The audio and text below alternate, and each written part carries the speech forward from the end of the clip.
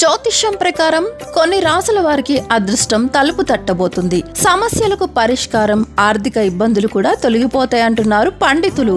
ఇక గ్రహాల రాజు సూర్యుడు కన్యా రాశిలో సంచరిస్తున్నాడు. ఇది కొన్ని రాశిచక్ర గుర్తులకు అదృష్ట ద్వారం తెరుస్తుంది. వారు తమ కెరీర్లో విజయం సాధించవచ్చు. సూర్యుడు కన్యా రాశిలోకి ప్రవేశించాడు. జ్యోతిష శాస్త్రం ప్రకారం బుధుడు సూర్యుడు స్నేహపూర్వక సంబంధాన్ని కలిగి ఉన్నారు. ఫలితంగా సూర్యుని సంచారం కొన్ని రాశి చక్ర గుర్తులకు మంచి సమయాన్ని తెస్తుంది.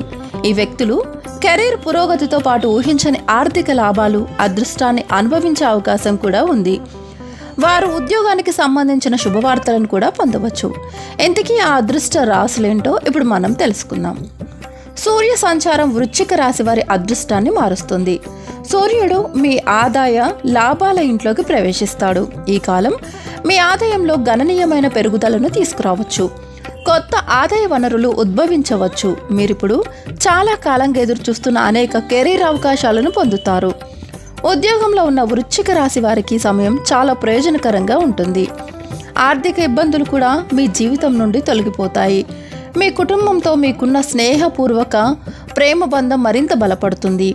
మీ పిల్లల గురించి కూడా మీకు శుభవార్త అందవచ్చు. మీరు పాత స్నేహితులను కూడా కలవచ్చు. ఇక ధనుస్సు రాశి వారి జీవితంలో సూర్య సంచారం చాలా సానుకూల ఫలితాలను తెస్తుంది. సూర్యుడు మీ రాశి నుండి మీ కార్యాలయానికి వెళ్తాడు. అందువల్ల ఈ కాలంలో మీరు మీ పని, వ్యాపారంలో గణనీయమైన విజయాన్ని సాధించవచ్చు.